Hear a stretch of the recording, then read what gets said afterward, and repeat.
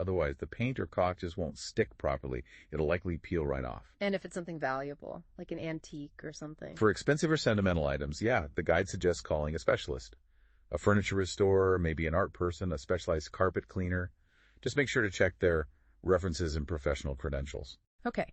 Now, safety gear. You mentioned limiting exposure. What does the EPA actually recommend wearing? Right, important point. You want to minimize breathing in airborne mold spores during cleaning. So they recommend wearing an N95 respirator. Okay, the N95 mask. Yep. You can get them at hardware stores. It usually costs, $12 to $25 maybe. The key thing is making sure it fits your face properly. Follow the instructions. They mention OSHA requires fit testing for workers, but the principle of getting a good seal applies to home use too. There's a picture showing someone geared up. Respirator, gloves, goggles. Right. Gloves and goggles too. Absolutely. Wear gloves. Long ones are better, covering your forearms.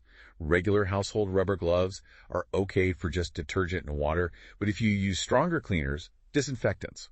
Look for gloves made of things like neoprene or nitrile, it usually says on the packaging. Main thing, don't touch mold with bare hands. And eyes. Wear goggles, specifically non-ventilated ones, to keep spores out of your eyes. Okay, so you've done the work. Fix the water source, scrub the mold, wore your gear. How do you actually know when you're done, when the job's finished? The guide gives a few key signs to look for. First, and most importantly, the water or moisture problem must be completely fixed. That's number one. Can't skip that. Nope. Second, all the visible mold should be gone. And any moldy smells should be gone too. Now, they do point out that staining, like discoloration, might remain even after the mold is removed. Ah, okay, so a stain doesn't automatically mean active mold. Exactly, as long as the actual mold material is gone and the smell is gone. Third, check the area again shortly after cleanup. Make sure there are no signs of new water damage or new mold popping up. Yeah. And finally, people should be able to be in that space, occupy it again, without having health complaints or symptoms. That makes sense. Fix the cause, get rid of the sight and smell, check it doesn't return right away, and ensure people feel okay there. Pretty much.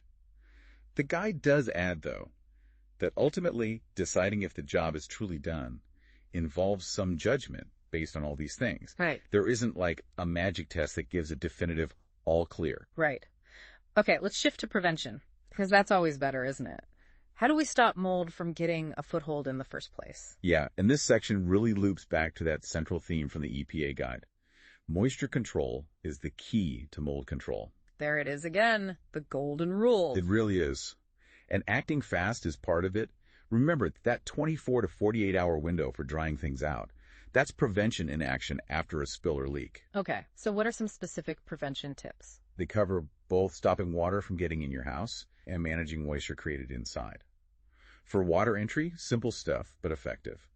Clean and repair your roof gutters regularly so water drains properly. Makes sense. And check that the ground around your house slopes away from the foundation. Don't want water pooling there. Right, right. And inside the house, internal moisture. Things like keeping your air conditioner's drip pans clean and making sure the drain lines aren't blocked so condensate water flows away like it's supposed to. That photo of mold on a ventilator unit, that's likely a maintenance issue causing dampness. Humidity, that plays a huge role too, doesn't it? Oh, massive. Yeah. Keeping indoor humidity low is critical. The guide says below 60%, relative humidity is good, but ideally you want it between 30 and 50%. How do you even know what it is? You can measure it easily. Get an inexpensive humidity meter, sometimes called the hygrometer. Hardware stores have them, maybe $10 to $50. Really useful tool. And if you see condensation water droplets on windows, pipes, walls, that's a sign the humidity is too high. Exactly.